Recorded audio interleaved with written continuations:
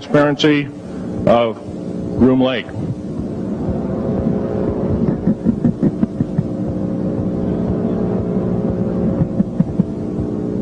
Groom Lake is where the infamous Area 51, S4, S2, a CIA base, it was originally a bombing range, a nuclear test site. It was later become the most secret base in the United States.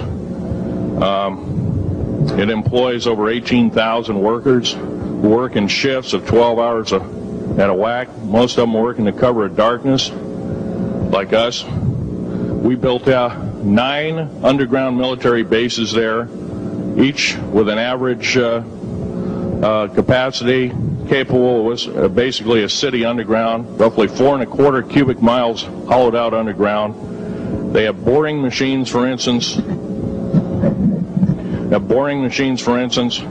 don't bore, they literally vitrify and melt the rock, deflagrate the rock. It's a very sophisticated laser melting and deflagrating system. It reduces the rock to a powder and then melts the remaining rock as a coating on the inside of the base, so you don't have to use gunite cements and other kinds of things like that. That's all old hat now. Technology is just basically the new technology we get is the old hat of the military. I'm going to be real brief about it. I carried a level 1 security clearance, the Rhyolite 38 Factor. There are very few of us. There's nobody except myself, to my knowledge, talking like this. Nobody. I'm breaking the law. I'm breaking world as well as federal law. I'm coming out and even talking about this to a group of people. I love my country more than I love my life. 2 weeks ago, I was shot in the shoulder.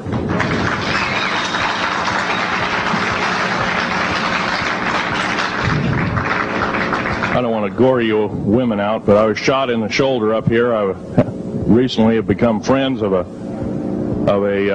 retired FBI agent who took me under the wing. He says, I've never seen a person braver than you. And I said, well, there's more coming. Our patriot movement in these United States is going to pick up the ball, and we are going to kick the parasites out.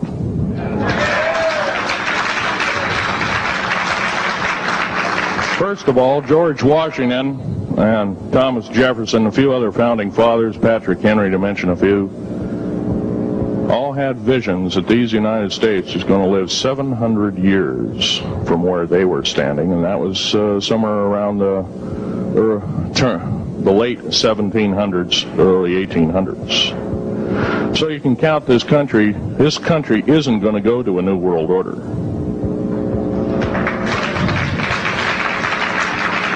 I believe firmly in constitutional law. I'm not very well skilled in it, and that's my embarrassment. But I'm going to be real blunt about it. The government that is now instilled in ruling over us are ruling as we're serfs and they're the kings and queens. Now, that's a feudal system. That isn't even a democracy. We are now being ruled by an autocracy and a technocracy. In other words, technical knowledge as rules as king, with a feudal type system.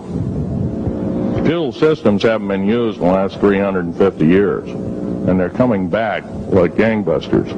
If we are complacent, if we do not speak out in droves, and I'm not just talking about me, I'm talking about a bunch of us getting together and getting on this stump and loving our country more than we love our lives, getting on, some of us are going to get killed. I almost got killed a couple of weeks ago.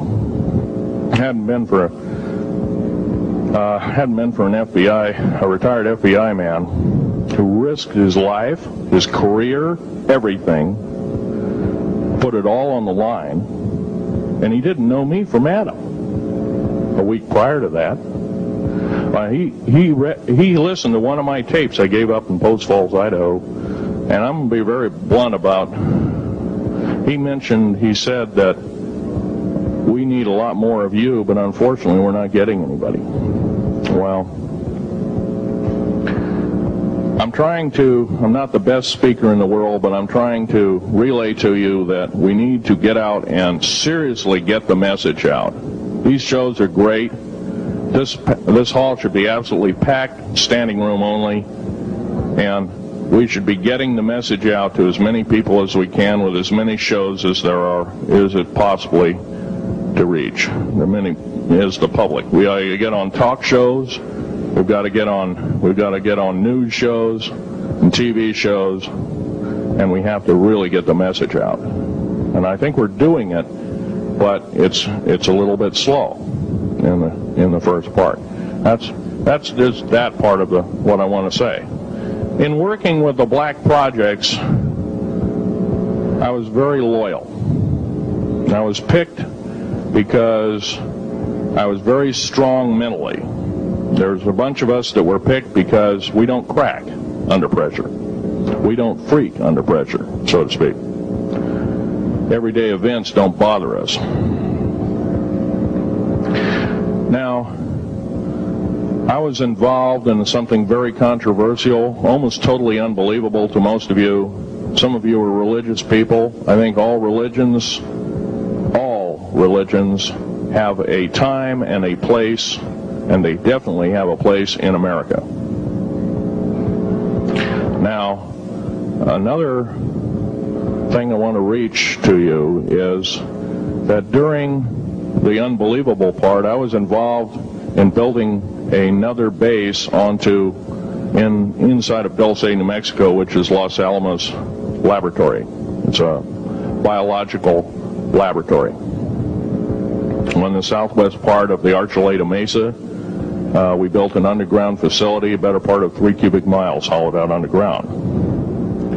Then to the southwest of that, we were in the process of the early stages of building. We drilled 4 large tunnel-like holes. Some of them ran 2.5 miles under the surface. Number of the original wells or drilling machines that were used were at the rate of 2 miles a day. It was fairly rapid. The equipment kept coming up broken. So we wanted to go down, we wanted to send somebody down there, a human observer, or human observers in this case, to find out what was going on. Well, to our total surprise, first of all, the government knew all about it. They didn't tell anybody. When I saw Green Beret and Black Beret people encamped inside of our geologist camp, I knew something was up. The gig was up. First of all, I knew all about the alien agenda. I'll explain that in a few minutes.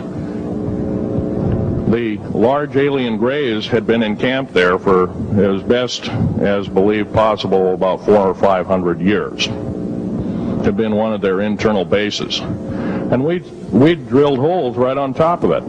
All the stinking air, all the black sooty air came right out as soon as the first hole was sunk, and all this soot came up, and well, that's when all the hell broke loose, really, all started.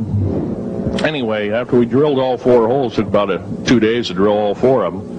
And when you build an underground base, you drill 4 basic holes, and then you build called stopes or cross-member holes across, and then you use blasting equipment, special blasting equipment by the analyzation of the rock formation, and you literally blast out or tunnel out or deflagrate or melt rock out to build the large rooms that are required for this underground base. Well, in this process, I was lowered down the basket of one of these holes, and about from me to this elderly woman here in the front was sitting a 7-foot-tall alien gray. The stench was worse than the worst garbage can you can imagine. The person the entity was absolutely horrible. I didn't waste any time. I reached for my pistol. At that time, as an engineer, I didn't have time to carry all the folderol of one of these big submachine guns that all the sea spray and the yellow fruit and all the outer perimeter and inner perimeter security people carried. I carried a little Walther PPK pistol with a 9-shot clip. This was in late August of 1979. Now, you got a regular suit of clothes, you got a regular clothes on, plus you're in almost like a spacesuit environment, and you're reaching for a gun. It's not the easiest thing to do, and then to pop a clip in it and start shooting.